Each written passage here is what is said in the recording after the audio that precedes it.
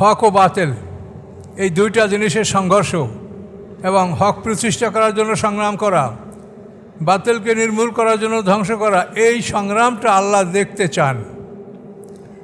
এটা আল্লাহর ইচ্ছে, এখানে আমাদের কোনো বলার কিছু নাই। লা ইউসালু আম্মা ইয়াফআলু হুম ইউসালুন। আল্লাহ বলছেন, আল্লাহ যা করেন এ ব্যাপারে তাকে জিজ্ঞাসা করার ক্ষমতা কারো নাই, কিন্তু এটা আল্লাহর ইচ্ছা। তিনি হক ও বাতিল দুইটা দল পৃথিবী সৃষ্টি করেছেন, উভয় দলকে তিনি ক্ষমতা দিচ্ছেন। যদি উভয় দলকে ক্ষমতা না দেন তাহলে একদল আরেক দলকে শেষ করে দিলে তো যুদ্ধ আর থাকবে না। এই জন্য কখনোই একদল অপর দলকে সমূলে ধ্বংস করতে পারবে না। তার কারণ আল্লাহর যে এটা ইচ্ছা যে হক ও বাতিলের সংগ্রামটা তিনি দেখবেন। যদি কাফেরদেরকে সব নির্মূল করা হয় তাহলে আর যুদ্ধ থাকবে না। কাজে এই জন্য হক ও বাতিল দুটোই বেঁচে থাকবে, এবং এই হক ও বাতিলের সংগ্রাম চলতে থাকবে কিয়ামত পর্যন্ত। এইটা আল্লাহ দেখতে চান। তো আল্লাহ বলছেন, আমি তোমাদেরকে হকের পথে থাকতে বলছি, যদি থাকো তো আমার পক্ষ থেকে পুরস্কার পাবে। আর বাতিলকে আমি যদিও বাছাই রাখছি, কিন্তু আমি তাদের পক্ষে না। তোমরাও বাতিলের পক্ষে থেকো না। কিন্তু আমরা পৃথিবীর মানুষ, অধিকাংশ মানুষ আমরা দুনিয়ার সামান্য স্বার্থে আমরা বাতিলের দিকেই ঝুঁকে পড়ছি। গদি, ক্ষমতা, ধন সম্পদ, লোভ, লালসা, এর কারণে আমরা বাতিলের দিকেই ঝুঁকে পড়ছি। তো এটা আমাদের দুর্ভাগ্য। খুব কম মানুষই জান্নাতে যাবে। তার কারণ হক ও বাতিল এর সংগ্রাম পৃথিবীতে চলবেই। এটা কোনো জালেমের জুলুমে এই যুদ্ধ বন্ধ হবে না, অথবা কোনো ন্যায়পরায়ণ বাদশার ন্যায়পরায়ণতার কারণেও এই যুদ্ধ বন্ধ হবে না। কোনো জালেমের জুলুমেও বন্ধ হবে না, ন্যায়পরায়ণ বাদশার ন্যায়পরায়ণতার কারণেও এই যুদ্ধ বন্ধ হবে না। আর জেহাদ মাযনিলা ইয়াউমুল কিয়ামা, আল্লাহ রাসূল বলছেন যে কিয়ামত পর্যন্ত এই যুদ্ধ জারি থাকবে, চালু থাকবে। আসসালামু আলাইকুম। সম্মানিত সুধীমণ্ডলী, আমরা সূরা ইয়াসিনের শেষ রুকু ৭২ নম্বর আয়াত থেকে আমরা আলোচনা শুরু করছি ইনশাআল্লাহ। আউযু বিল্লাহি মিনাশ শাইতানির রাজিম। বিসমিল্লাহির রহমানির রহিম।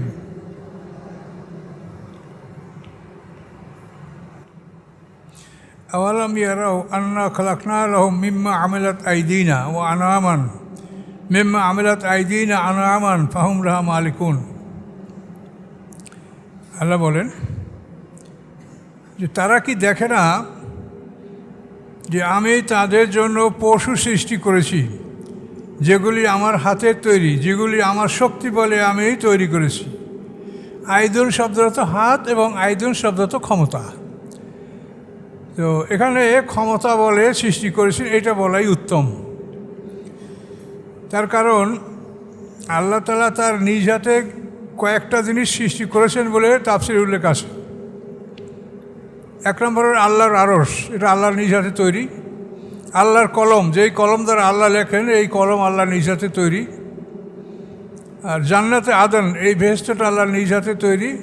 আর আদম হওয়া একজোড়া মানুষ আল্লাহর নিজ হাতে তৈরি। এই চারটে জিনিস কথা বলা হয়। তো অন্যান্য ক্ষেত্রেও হাতের কথা বলা হয়, তো হাত মানে শক্তির অর্থেও আসে। কাজ এখানে আমরা বলতে পারি যে আল্লাহ তাআলা তার শক্তি বলে, তার আদেশে তিনি পশু সৃষ্টি করেছেন, এবং আমরা সেই পশুগুলির মালিক। এগুলি আমরা সৃষ্টি করি নাই, আল্লাহ সৃষ্টি করেছেন। ওয়াযাল্লালনাহা লাহুম, এবং এই পশুগুলি আমি তাদের অনুগত করে দিয়েছি, বাধ্য। গরু, মহিষ, হাতি এবং অন্যান্য ধরেন আরও বড় প্রাণী, তো এগুলি আল্লাহ তাআলা আমাদের অনুগত করে দিয়েছে। এগুলি যদি আল্লাহ বাধ্য করে না দিতেন তাহলে এদেরকে আমরা নিয়ন্ত্রণ করতে পারতাম না। এরা মানুষ চাইতে অনেক শক্তিশালী, কিন্তু মানুষকে তারা মানে, সম্মান দেয়। আল্লাহ বলছেন কেন? যে আমি তাদেরকে মানুষের জন্য অনুগত করে দিয়েছি, তারা মানুষের কথা শুনবে, মানবে।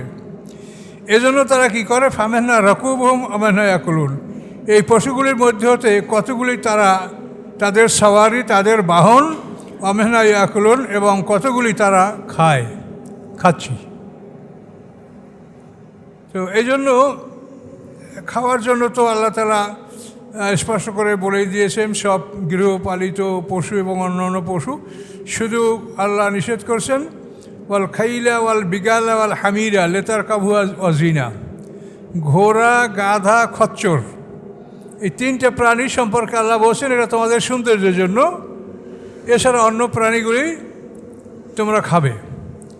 তো সকল প্রাণী আমরা খাবো না। আল্লাহ রসুল আমাদের এ ব্যাপারে ব্যাখ্যা দিয়েছেন। কোরআনে আসে হুররিমা আলাইকুমুল খাবায়েসা, তোমাদের উপরে খবিস জিনিসগুলি হারাম করা হয়েছে। এখন খবিস কি? এটা আল্লাহ রসুল বলেছেন জঙ্গলি হিংস্র পশু সম্পর্কে বলেছেন অকুল্লা জিনাবেন, শিকারী দাঁতওয়ালা পশু যত আসে এটা তোমার জন্য হারাম। পাখিদের মধ্যে জি মাখলাবেন, মানে পাঞ্জা দিয়া যে পাখিরা শিকার করে এবং পা দিয়া পাড়াইয়া ধরিয়া চাইপে ধরিয়া ঠোঁট দিয়ে ছিঁড়া ছিঁড়া খায়, জিনাব আর জি মাখলাব। পশুদের মধ্যে যাদের শিকারি দাঁত আছে, যেমন ইঁদুর, বিড়াল, এরভাবে কুকুর, তারপর বাঘ, ভালুক, এদের সবারই শিকারি দাঁত আছে। আর পাখিদের মধ্যে দেখেন বাজ পাখি, শিকরা, চিল, কাক, এরা কিন্তু পা দিয়া ধরে খায়। মুরগি পা দিয়া খালি মাটি চালে, মাটি খুঁড়তে থাকে, কিন্তু মুরগি কখনো পা দিয়ে খায় না, মুখ দিয়ে খায়, কিন্তু পাটা সে ব্যবহার করে খাদ্য বাইর করার জন্য। তো আল্লাহ রসুল আমাদেরকে খুব সংক্ষেপে বলেছেন কুল্লা জিনাবেন আজি মাখলাবেন, সমস্ত শিকারী দাঁতওয়ালা পশু এবং পাঞ্জাওয়ালা পশু, যে পাঞ্জে মানে পা দ্বারা যারা শিকার ধরে যারা খায়, পা দিয়ে চেপে ধরে খায়, তো এই সমস্ত পাখিগুলি আমার জন্য অবৈধ। যেমন টিয়া পাখি, এটা কিন্তু ধানের সরা কাটে নিয়ে পা দিয়ে চেপে ধরে খায়, এই জন্য টিয়া খাওয়া যাবে না। ঘুঘু পাখির কিন্তু ওই বসে মুখ দিয়েই খায়। তো এটা আপনারা দেখে নেবেন জিন আবে কেন, কয়টা পশু পাখি আমরা চিনব। তো আর গাধার ব্যাপারে আছে যে গৃহপালিত গাধাই শুধু আল্লাহ আমাদেরকে আল্লাহ রসুল নিষেধ করেছেন, কিন্তু যদি জংলি গাধা হয়, তো এই জংলি গাধা শিকার করে কিন্তু খাওয়া যায় আছে। যে গাধাগুলি জঙ্গলে থাকে, জঙ্গলে লালিত পালিত হয়, জঙ্গলে এগুলি কিন্তু খাওয়া যাওয়া যাচ্ছে। তারপর আরও সতর্কতামূলক কথা বলা আছে, যেমন ছোটো ছোটো প্রাণী, ছাগল, খরগোশ ইত্যাদি, এগুলি সম্পর্কে একটা বিধান বলা আছে। সেটা হলো এই সমস্ত পশুগুলির যদি পা ফাটা হয়, যেমন ছাগলের পাটা ফাটা আছে, তো এভাবে খরগোশ কিন্তু বিভিন্ন প্রকৃতির খরগোশ আছে। কোনো খরগোশ একেবারে ছাগলের মতো, আবার কোনো খরগোশ বিড়ালের মতো। কাজে এখানে আপনি এতটুকু সতর্ক হবেন যে আপনার ওই যে পাটা যদি ছাগলের পার মতো ফাটা হয়, তাহলে সেটা খাওয়া যাবে। তা আবার আপনার প্রশ্ন আসতে পারে যে পা ফাটা যদি আপনি বলেন, তো উটের পা তো ফাটা না, উটের পা তো ওই স্পঞ্জের মতো। এটা তো আল্লাহ মরুভূমির জাহাজ হিসেবে আলাদা সৃষ্টি করছেন এবং সে হালাল হওয়ার ব্যাপারে কোনো নিষেধ নেই। এই জন্য ওই প্রাণীটা একটা বিশিষ্ট গুণসহ আল্লাহ তাআলা তাকে সৃষ্টি করেছেন। তো তারপরও কতগুলো ব্যাপার আছে যে সন্দেহজনক জিনিসগুলি, এগুলি গ্রহণ না করা ভালো। হাদিসে আপনি স্পষ্ট পাবেন যে নদীর পানি পবিত্র, নদীর মৃত জন্তু আমার জন্য হালাল, নদীতে যা পাওয়া সব হালাল। আর তহরু মাহু আল হেল্লো মাইচাতু, হাদিসের ভাষা আছে, তার পানি পবিত্র, তার মৃত খাওয়া যায়।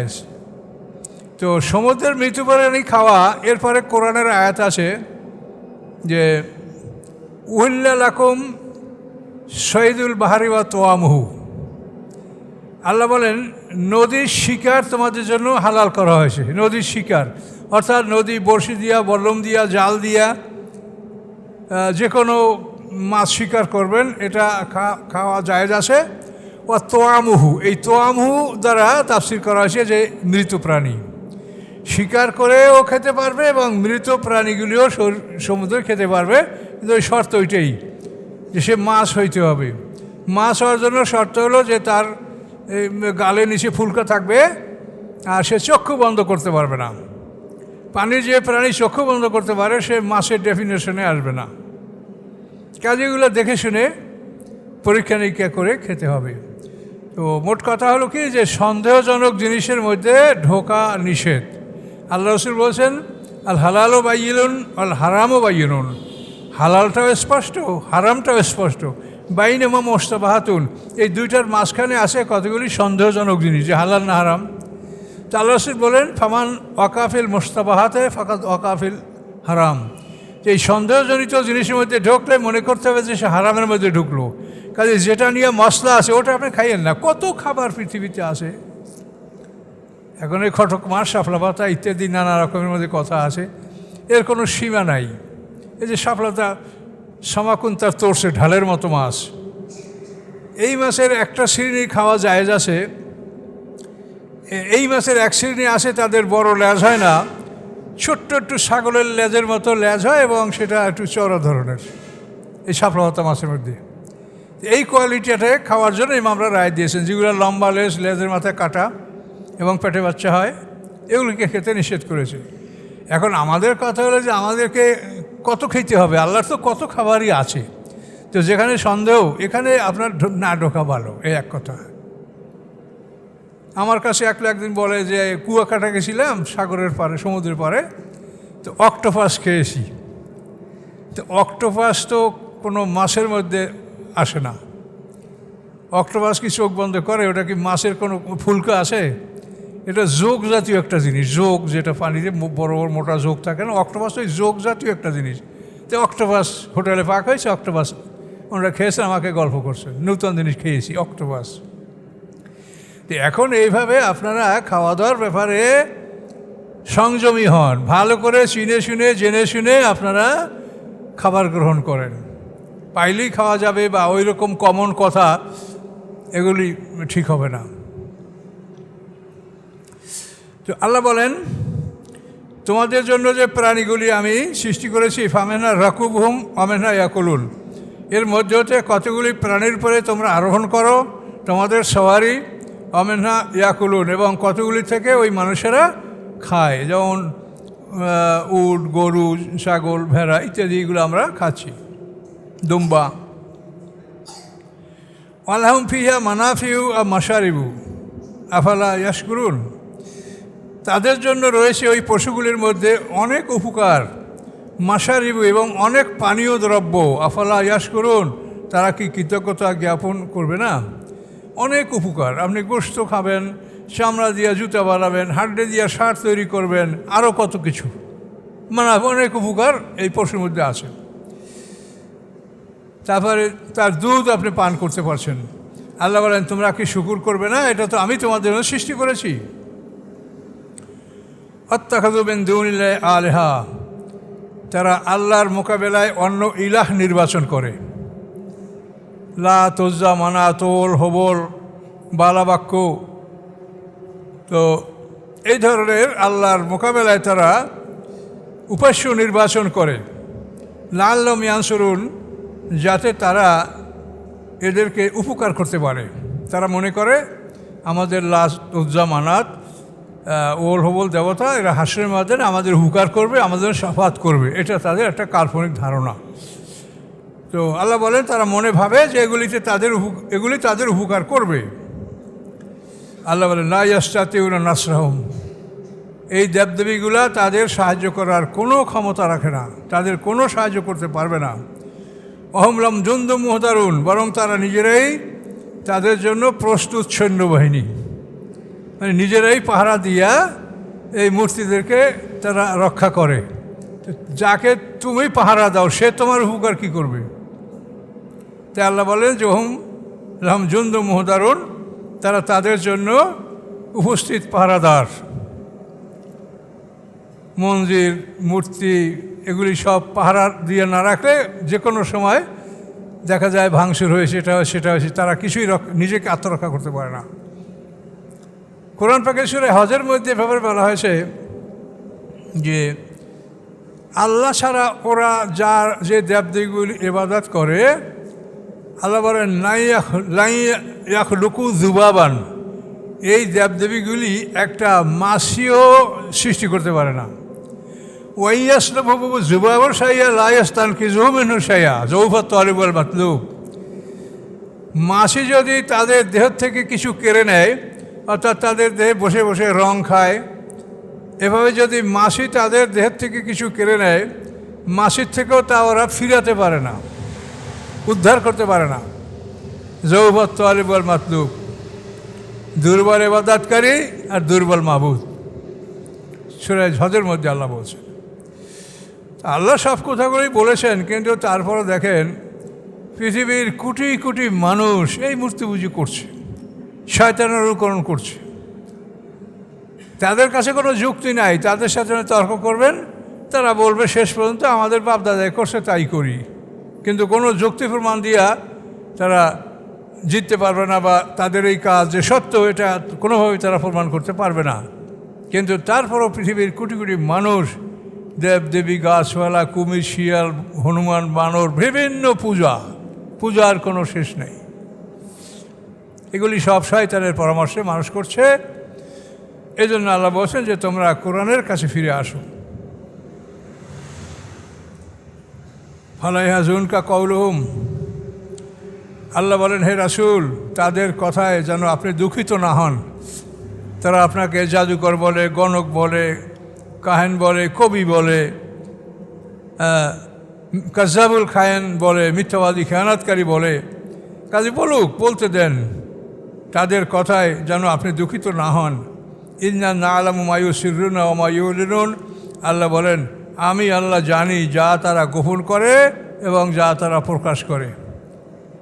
প্রকাশ্যে আপনাকে যে গালিগালাজ করে তাও আমি জানি, আর তাদের মনের মধ্যে যেটা তারা সংরক্ষণ করে আল্লাহ বলেন তাও আমি ভালো করে জানি।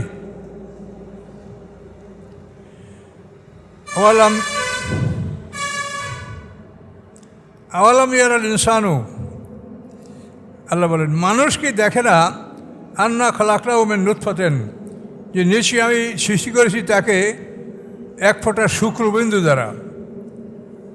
এক ফোঁটা শুক্রবিন্দু দ্বারা আমি তাকে সৃষ্টি করেছি। ফায়দা খাসিম মুবিন, মুহূর্তের মধ্যে সে আমার সাথে স্পষ্ট তর্ককারী, সে স্পষ্ট আমার সাথে বিতর্কে লিপ্ত হচ্ছে, অথচ আমি তাকে সৃষ্টিতে কিভাবে করেছি সেটা সে চিন্তা করে না।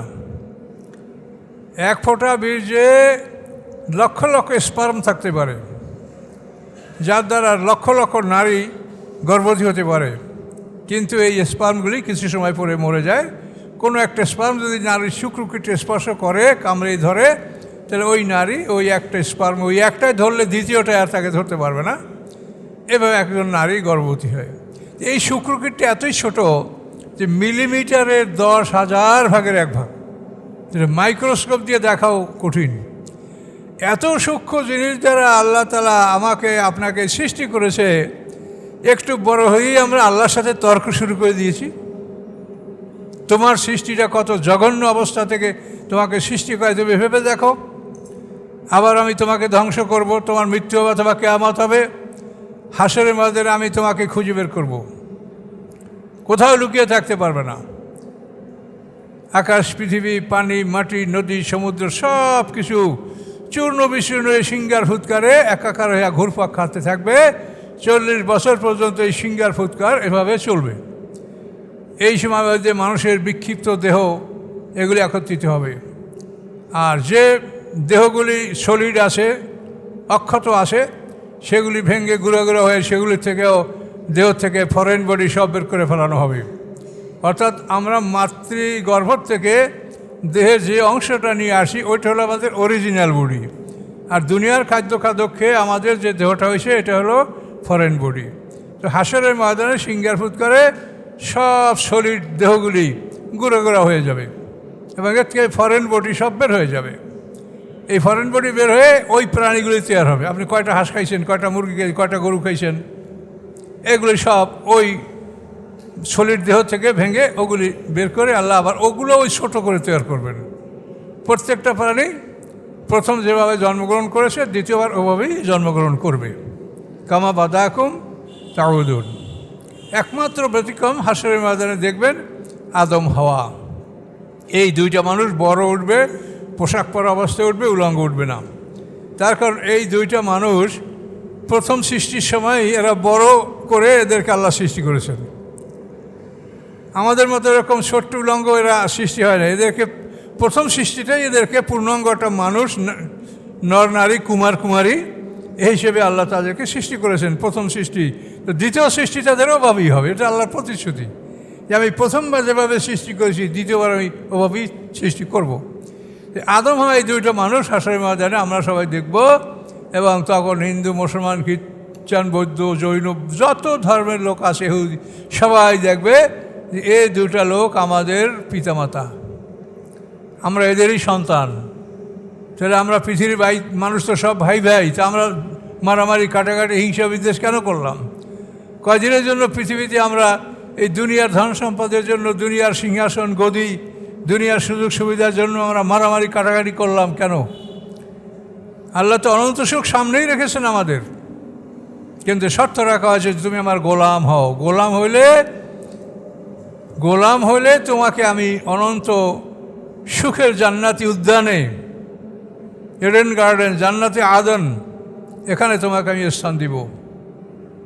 পৃথিবীটা মানুষটা দুই দলে ভাগ। আল্লাহ তো বলছেন হুয়াল্লাযী খালাকাকুম, তিনি সেই আল্লাহ যিনি তোমাদেরকে সৃষ্টি করেছেন। তোমাদের ফামিনকুম কাফের ওয়ামিনকুম মোমেন, তোমাদের একদল কাফের আর একদল মোমেন, এই দুইটা দল পৃথিবীতে, এছাড়া কোনো মানুষ নেই। মোনাফেক বলেন, মোরশেক বলেন, যা কিছু বলে এটা কাফেরের মধ্যে সব আসবে। আর কলেমা যারা লা ইলাহা ইল্লাল্লাহ কলেমায় সাক্ষ্য দিয়েছে তারা মোমেনের তালিকাভুক্ত থাকবে, কিন্তু আল্লাহ পরীক্ষা করবেন, সেটা আল্লাহর ব্যাপার। আমরা এটা সম্বন্ধে কিছু বলতে পারছি না যে কে ক্ষমা পাবে কে পাবে না, কার শাস্তি হবে কে মুক্তি পাবে, এটা আল্লাহই জানেন। কিন্তু আমরা দুইটা দল, এভাবে হক ও বাতিল এই দুইটা জিনিসের সংঘর্ষ এবং হক প্রতিষ্ঠা করার জন্য সংগ্রাম করা, বাতিলকে নির্মূল করার জন্য ধ্বংস করা, এই সংগ্রামটা আল্লাহ দেখতে চান। এটা আল্লাহর ইচ্ছা, এখানে আমাদের কোনো বলার কিছু নাই। লা ইউসালু আম্মা ইয়াফআলু হুম ইউসালুন, আল্লাহ বলছেন আল্লাহ যা করেন এ ব্যাপারে তাকে জিজ্ঞাসা করার ক্ষমতা কারো নাই। কিন্তু এটা আল্লাহর ইচ্ছা, তিনি হক ও বাতিল দুইটা দল পৃথিবী সৃষ্টি করেছেন, উভয় দলকে তিনি ক্ষমতা দিচ্ছেন। যদি উভয় দলকে ক্ষমতা না দেন তাহলে একদল আরেক দলকে শেষ করে দিলে তো যুদ্ধ আর থাকবে না। এই জন্য কখনোই একদল অপর দলকে সমূলে ধ্বংস করতে পারবে না। তার কারণ আল্লাহর যে এটা ইচ্ছা যে হক ও বাতিলের সংগ্রামটা তিনি দেখবেন। যদি কাফেরদেরকে সব নির্মূল করা হয় তাহলে আর যুদ্ধ থাকবে না। কাজে এই জন্য হক ও বাতিল দুটোই বেঁচে থাকবে এবং এই হক ও বাতিলের সংগ্রাম চলতে থাকবে কিয়ামত পর্যন্ত। এইটা আল্লাহ দেখতে চান। তো আল্লাহ বলছেন আমি তোমাদেরকে হকের পথে থাকতে বলছি, যদি থাকো তো আমার পক্ষ থেকে পুরস্কার পাবে। আর বাতিলকে আমি যদিও বাছাই রাখছি, কিন্তু আমি তাদের পক্ষে না, তোমরাও বাতিলের পক্ষে থেকো না। কিন্তু আমরা পৃথিবীর মানুষ, অধিকাংশ মানুষ আমরা দুনিয়ার সামান্য স্বার্থে আমরা বাতিলের দিকেই ঝুঁকে পড়ছি। গদি, ক্ষমতা, ধন সম্পদ, লোভ, লালসা, এর কারণে আমরা বাতিলের দিকেই ঝুঁকে পড়ছি। তো এটা আমাদের দুর্ভাগ্য। খুব কম মানুষই জান্নাতে যাবে। তার কারণ হক ও বাতিল এর সংগ্রাম পৃথিবীতে চলবেই। এটা কোনো জালেমের জুলুমে এই যুদ্ধ বন্ধ হবে না, অথবা কোনো ন্যায়পরায়ণ বাদশার ন্যায়পরায়ণতার কারণেও এই যুদ্ধ বন্ধ হবে না। কোনো জালেমের জুলুমেও বন্ধ হবে না, ন্যায়পরায়ণ বাদশার ন্যায়পরায়ণতার কারণেও এই যুদ্ধ বন্ধ হবে না। আর জেহাদ মাযেনা ইয়াউমুল কিয়ামা, আল্লাহ রাসূল বলছেন যে কিয়ামত পর্যন্ত এই যুদ্ধ জারি থাকবে, চালু থাকবে। তো এই জন্য আল্লাহ বলেন যে তুমি একটু চিন্তা করো যে আমি তোমাকে এক বিন্দু শুক্র, এক বিন্দু বীর্যের মাধ্যমে আমি তোমাকে সৃষ্টি করেছি, আর তুমি একটু বড়ই আমার সাথে তর্ক করো। তোমার নিজের সৃষ্টির কথা ভাবো না যে তুমি কিভাবে সৃষ্টি হয়েছ। ও দরাবালানা মাসালান, এবং সে আমার জন্য দৃষ্টান্ত উপস্থাপন করে, যুক্তি দেয়। হ্যাঁ, যা নাই, যা চোখে দেখা যায় না তা বিশ্বাস করো না। আল্লাহর বিরুদ্ধে তারা যুক্তি প্রমাণ স্থাপন করে, যা চোখে দেখা যায় না তা বিশ্বাস করার যোগ্য না। তো আসলে মানে গায়েবে বিশ্বাস এটা এমন একটা জরুরি বিষয় যে এইটা যদি মানুষ অস্বীকার করে তো মানুষ পশুতে পরিণত হবে, তারা সামাজিক জীব হতেই পারবে না। গায়েবে বিশ্বাস যদি বর্জন করা হয় তাহলে মানুষ সামাজিক জীব হওয়ার কোনো সুযোগ নেই। আমরা মানুষ সামাজিক জীব, এটি আমাদের ইজ্জত সম্মান, এটা আমাদের অহংকার, কিন্তু আমরা সামাজিক জীব এটা প্রমাণ কীভাবে হচ্ছে? এটা তো আপনি গায়েবে বিশ্বাস না করলে আপনি সামাজিক জীব প্রমাণ করতে পারবেন না। আমি আমার পিতার সন্তান, এটাকে আমি দেখেছি, আপনারা কেউ দেখেছেন যে আপনার বাবা কোন বাবা আপনাকে জন্ম দিয়েছে? এটা আপনি গায়েবে বিশ্বাস করছেন, এক মহিলা বলেছে এই তোর বাপ, এছাড়া আপনার কাছে কোনো দলিল নাই। তাহলে এটা তো প্রমাণ হয় না। একজন মহিলার সাক্ষী তো পৃথিবীতে কোনো জায়গায় কাজে আসে না। তো তার কথায় আপনি তাকে বিশ্বাস করেছেন যে আমার বাবা। আপনার সমস্ত আত্মীয় স্বজনরা স্বীকৃতি দিয়েছে যে এর সন্তান এই, সমাজের সমস্ত লোক স্বীকৃতি দিয়েছে এই ছেলের বাবা এই। দলিলপত্র, জমি জমা, বেচা কেনা সব ক্ষেত্রে ওই মহিলা বলছে যে এই তোর বাপ, এই বাবাকে আপনারা সবাই অন্ধ সমর্থন দিয়েছেন কিনা বলেন? আর এই সমর্থন যদি কেউ না দেয় তো সমাজ থেকে সে বহিষ্কৃত হয়, তাকে পিটাইয়া মানুষ বাইর করে দেয় যে বেয়াদব, তুই তোর বাবাকে স্বীকার করছো না। এটা কিনা বলেন? তাহলে গায়েবী বিশ্বাস ছাড়া আপনি কি করতে পারছেন? আপনার চাচা দাদার জন্ম হয়েছে, ফুফু বাবার বোন দাদার জন্ম হয়েছে, আপনি কি দেখেছেন? যাকে আপনি নানা বলেন নানি বলেন, আপনার মায়ের বাবা মা, আপনি কি দেখেছেন? কি দেখেছেন আপনি বলেন? তাহলে গায়েবী বিশ্বাস না করলে মানুষ একেবারেই জিরো, কোনো জায়গায় তার দাঁড়াবার মতো কোনো জায়গা নেই। সেই কথা আল্লাহ বলে যে আমার সামনে তারা দৃষ্টান্ত পেশ করে, কিন্তু নিজের সৃষ্টির কথা ভুলে যায়। যে তোমার সৃষ্টিটা ভাবো, তোমার নানি পৃথিবীতে কত আদরের বস্তু, যে নানি, এটা আপনারা বুঝতে পারছেন যারা নানিকে পেয়েছেন। আমার তো মনে হয় যে এই নানি যতক্ষণ আমি দেখেছি পৃথিবীর বুকে, তার চাইতে কোনো ভালো আমার কাছে কিছুই ছিল না। আমি একদিন ছোট্টবেলায়, কত ছোট বলতে পারবো না, উঠানে আঙ্গিনায় ঘুমেছি। তো কারেন্ট ছিল না এদেশে, আজ থেকে ধরেন 70 বছর আগের কথা। তা আঙ্গিনায় ঘুমিয়ে আসি, আমার অন্যান্য ভাই বোন বাপারা তারা বড় আঙ্গিনায় সবাই ঘুমিয়ে আসি, গরম, মায়ের হাতে পাখা নড়ছে, নানির হাতে পাখা নড়ছে, আমরা ঘুমাচ্ছি। কী জন্য যে আমি কাঁদছি আমি বলতে পারি না। এখন আমাকে বলে ভাই, আমার নানি, ভাই তুমি কাঁদো না, এই যে দেখো তারা, তোমাকে আমি এক ঝুড়ি তারা পাড়ি দেবো, তোমাকে দেবো। এখন আমি এত খুশি হয়েছি যে হারিয়ে চাইতে সুন্দর জিনিস কি, নানি আমাকে এক ঝুড়ি তারা পাড়ি দেবে, আমি ঘুমিয়ে গেছি। সকালে ওইটা নারীর তারার ঝুড়িও দেখি না, আর আকাশে একটা তারা দেখতে পাচ্ছি না।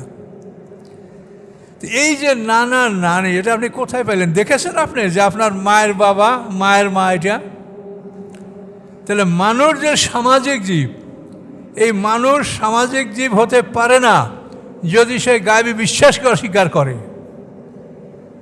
কাজে এই পণ্ডিতরা মনে করে যে আমরা অনেক কিছু বুঝি, আসলে কিছুই বোঝে না। কোরআনের জ্ঞান যার নাই সে হলো উম্মি। সে যতই ডিগ্রিধারী হোক, আল্লাহ তাআলা তাকে উম্মি বলেছেন। আরব দেশে আল্লাহ বলছেন হুয়াল্লাযী বাআসা ফিল উম্মিয়্যিনা রাসূলান, আল্লাহ তাআলা উম্মিদের মধ্যে একজন উম্মি রসুল পাঠিয়েছেন। তাফসীরকাররা বলেন আরবের সব লোক তো উম্মি ছিল না, আরবে বহু শিক্ষিত লোক ছিল, কিন্তু তাদেরকে উম্মি বলা হয়েছে কেন? যে তাদের কাছে আসমানি কিতাবের জ্ঞান নাই, কোরআনের কোনো জ্ঞান তাদেরকে ছিল না। এই জন্য আল্লাহ বলছেন যে তারা উম্মি, এবং উম্মিদের মধ্যে আল্লাহ উম্মি রাসূল পাঠায়। আমাদের রাসূল উম্মি, তিনি তো লেখাপড়া শেখেন নেই। তাহলে এই কথাগুলি, সত্যগুলি আপনারা চিন্তা করবেন যে গায়েবে বিশ্বাস ছাড়া কোনো রকম একটা মানুষ, যে আপনি মানুষ বলে পরিচয় দিবেন, আপনি একটা সামাজিক জীব, আপনি যদি এগুলি অস্বীকার করেন তাহলে আপনাকে সমাজে কোনো কেউ স্থান দেবে? বাবাকে দেখেন নাই তা অবিশ্বাস করবেন, মাকে দেখেন নাই, চাচাকে দেখেন নাই, চাচাকে অবিশ্বাস করবেন, ফুফু খালাকে অস্বীকার করবেন, নানা নানি অস্বীকার করবেন, তাহলে আপনাকে সমাজে কেউ স্থান দেবে? তা আপনি তো নিক্ষিপ্ত হবেন ডাস্টবিনে। কাজে আপনাদের সামাজিক জীবনটা প্রমাণ করতে হলে আপনাকে অবশ্যই গায়েবে বিশ্বাস করতে হবে। এই জন্য আল্লাহ তাআলা ঈমানের প্রথম শর্ত রাখছেন আল্লাযীনা ইউমিনুনা বিল গায়ব। সূরা বাকারা দেখেন, এই গায়েবের কথাটা আল্লাহ প্রথম বলেছেন যে গায়েবে বিশ্বাস করতে হবে তোমাকে। এর বহু যুক্তিতর্ক আছে, আপনারা নিজেরাও খুঁজে পাবেন। তো আমি একটা বড় সাইট আপনাদের তুলে ধরলাম যে গায়েবে বিশ্বাস ছাড়া কোনো মানুষ সে নিজেকে মানুষ বলে পরিচয় দিতে পারবে না। যার বাবা মার পরিচয় নেই, যার চাচা নানা খালার পরিচয়, সে কি মানুষ? কলা। এবং মানুষ বলে কি বলে, মাইয়ুহিল ইযামা, হাড্ডিগুলিকে আবার কে জীবিত করবে? ওহিয়া রমিম, যখন সেগুলি চূর্ণ বিচূর্ণ হয়ে যায়। আরবের এক বড় মুশরিক আল্লাহ রসুলের কাছে একটা পুরানো হাড্ডি নিয়ে আসিয়া সামনে এটা হাত থেকে ভাঙে আর চুরমার করে যে এই যে হাড্ডি, বুসিদা হাড্ডি, পুরানো হাড্ডি, চূর্ণ বিচূর্ণ, এটা কি আল্লাহ জীবিত করবেন? কুল, আপনি বলুন হে রাসূল, ইউহয়িহাল্লাযী আনশা আউয়ালা মাররা, ওই হাড্ডিকে, ওই হাড্ডি, ওই স্কেলেটন, এই কঙ্কালকে জীবিত করবেন তিনি, আনশা আউয়ালা মাররা, যিনি তাকে প্রথমবার সৃষ্টি করেছেন। প্রথমবার তোমাকে সৃষ্টি করতে 1 মণ কাদা লাগে নাই, 10 কেজিও লাগে নাই। তুমি এমন একটা সূক্ষ্ম জিনিস দ্বারা সৃষ্টি হয়েছ যেটা কোনোভাবে অনুবীক্ষণ যন্ত্র দ্বারাও দেখা বড় কষ্ট হয়ে পড়ে। কাজে সেই মানুষ তুমি এখন অহংকার করছো আর প্রশ্ন করছো যে তোমাকে জীবিত করবে কে? আল্লাহ বলছেন, আপনি বলেন হে রাসূল যে প্রথমবার যে সৃষ্টি করছে সেই পুনরায় তোমাকে জীবিত করবে। হুয়া বিকুল্লি খালকিন আলিম, এবং তিনি সমস্ত সৃষ্টি সম্পর্কে অবগত। কোনভাবে কাকে সৃষ্টি করতে হবে, এই সৃষ্টির যতগুলো পন্থা আছে, ধারা আছে, এই সমস্ত সৃষ্টি সম্পর্কে আল্লাহ অবহিত, তিনি জানেন। কাজে কীভাবে তোমাকে জীবিত করতে হবে এটা তিনি ভালোভাবে জানেন।